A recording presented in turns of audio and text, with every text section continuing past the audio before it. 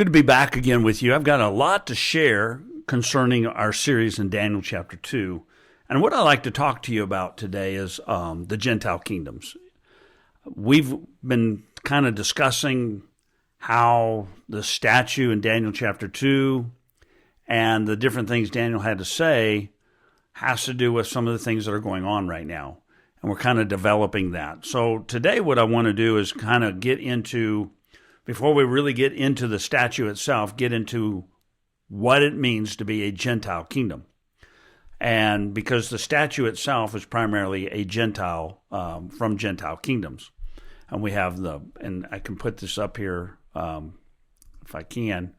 You know, we've got the head of gold, which is Babylon. We have the kingdom of the Medes and the Persians. We have the Greece with Alexander the Great, and then we have Rome.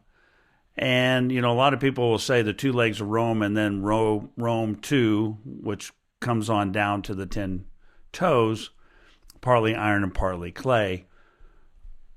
But all of these are the Gentile kingdoms. And this is all out of Daniel chapter 2, and this is the figure that Nebuchadnezzar saw. This was the dream he had.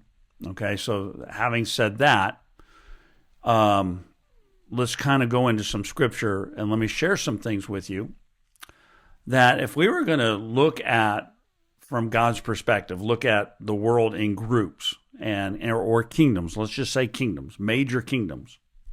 When you think about kingdoms, there's a lot of kingdoms around the world. We're all individuals. God sees all of us. He sees every one of us. He also sees, you know, different countries. He sees that. But then when you get closer into it, he sees three kingdoms, primarily. And this has to do with the Jews, the Gentiles, and the church. So this is 1 Corinthians chapter 10, verse 32, where Paul says, give no offense to the Jews or to the Greeks or to the church of God.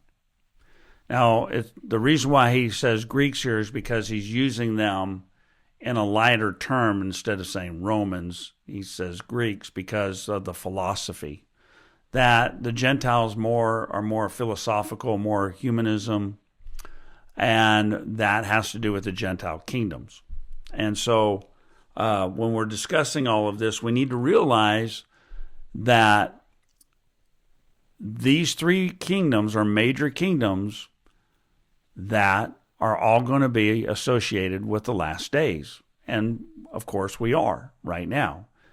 But we also find that the church is not necessarily Greek nor Jewish, but we are a conglomerate of both of them. The church, we are God's heavenly kingdom. 1 Peter chapter 2. We are a unique people. You know, we are a royal priesthood, a heavenly kingdom. We are that. We are citizens of heaven. Ephesians chapter 2 tells us that. Now, having said that about the church, it is our job, our calling, to win people to Christ, Jew and Greek. Or Gentile. That's what we're here to do. Jesus said, go into the highways and the byways and compel them to come. That's what our job as the church is to do. The other thing that I want you to know is when we look at the Jewish nation, Israel, we realize that in Zechariah chapter 12, and the Lord will give salvation to the tents of Judah first, that the glory of the house of David and the glory of the inhabitants of Jerusalem may not surpass that of Judah. On that day the Lord will protect the inhabitants of Jerusalem, so that the feeblest among them on that day shall be like David, and the house of David shall be like God, like the angel of the Lord going before them. And on that day I will seek to destroy all the nations, Gentile nations, that come against Jerusalem. And he's talking about the time during the tribulation. So at the end of the tribulation, what's going to happen? Verse 10, and I will pour out on the house of David and the inhabitants of Jerusalem a spirit of grace and pleas for mercy, so that when they look on me, Listen to this. When they look on me, on whom they pierced, and whom they have pierced. Look at that. They shall mourn for him. What is the day of atonement? It's the day of mourning. As one mourns for an only child and weeps bitterly as one weeps for his firstborn, on that day the mourning in Jerusalem will be as great as the mourning for Hadad Rimmon in the plain of Megiddo. The land shall mourn, each family by itself, the family of the house of David by itself, and their wives by themselves. Everyone is going to mourn. So we know that one day Israel is going to come to faith, but it's going to happen after the fullness of the Gentiles. And so we have to examine these scriptures, okay? We have to examine all of this together. Let me go to a New Testament. This is Luke chapter 21. I've been here so many times because this is a key verse for the study that we're doing. They shall fall. Talk about Israel. Okay, that day hasn't happened that I just read. So they shall fall by the edge of the sword and be led away captive into all nations, and Jerusalem will be trampled underfoot by the Gentiles until the times of the Gentiles are fulfilled or completed. So there is a time when these Gentile kingdoms, these 10 toes and the Antichrist, that are all going to come together. The whore of Babylon, chapter 17, 18 of Revelation, the book of Revelation, it's all going to come out. And it's all going to be really bad one day. It's all coming. It's not here now. There's a lot going on right now before that day ever takes place. And the church is still here, and I believe that there's still a harvest to take. There's still people that are coming to faith. So we're living in a good day, okay? But we're starting to see how things are progressing from the 2 legs to the 10 toes. And that's my point. That's what I'm wanting to share in the study. So, having said all this, let me show you some things on the internet. Can't believe everything on the internet, so we're going to show you some pictures. So, when I think about these pictures here, this is on the right here. This is the EU Parliament building in Strasbourg, and it's made out to look like the Tower of Babel. This is the depiction of an artist. And this, over on the left, Europe, many tongues, one voice. This is the EU. This is all the people look like bricks. That's how they see people. Everyone's going to be part of the building of this one world order. That's what they're building. Notice there are 11 stars on this. 11 is the number for chaos. I don't know if you guys know this, but while I'm reading this, I will tell you that when George Bush Sr., and I'm sharing this with you, this is factual, go look at it for yourself, look it up, everything's on the internet. He gave his speech to the joint houses of Congress September 11th, 1990. And it was his New World Order message. 11 years to the day on 9/11, 2001, we had everything that we know about with the buildings collapsing and everything else. 11 years to the day after that, we had Benghazi. 11, 11, and then 11. And so, I was expecting something to happen in 2020, 2023.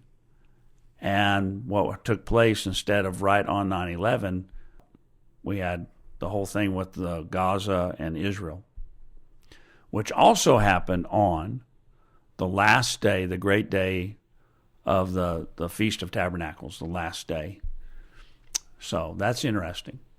But to say that 11 is one of those numbers.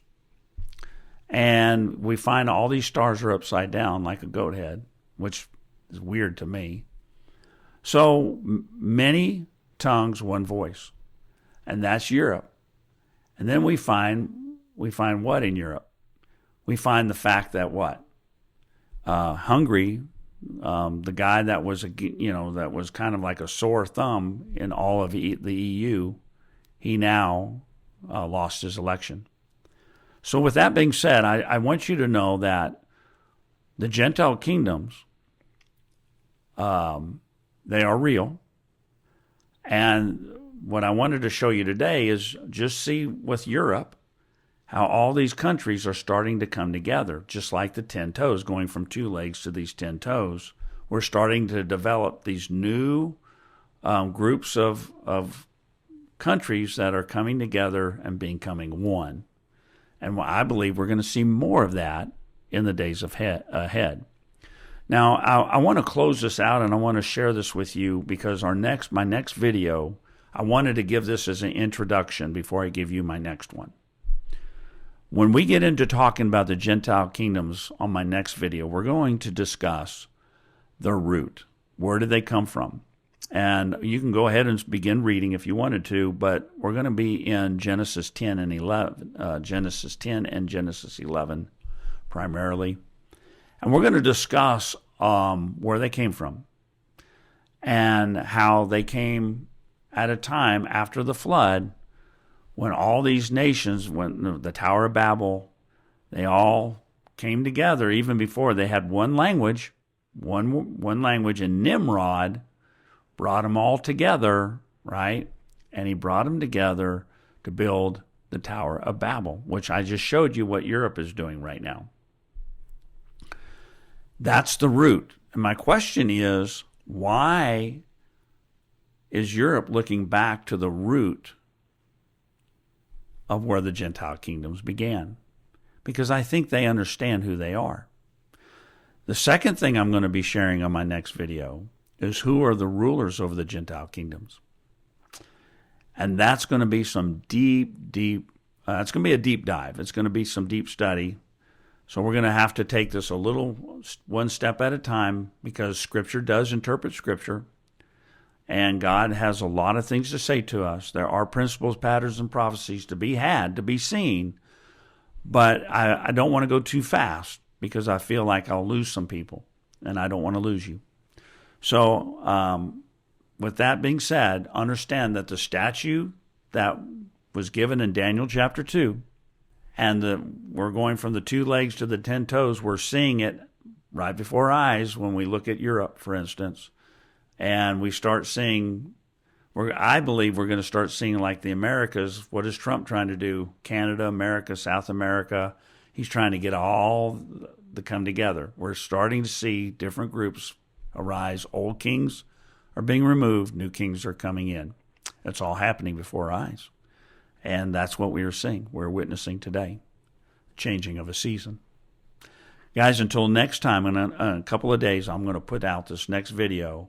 I hope that you give me a thumbs up. I hope that you'll set your notification and watch that video because it's going to be an amazing video. It's going to be probably a little bit longer because I've got a lot to explain, but I can't wait. Till then, may the Lord bless you all richly, and I'll see you then. God bless.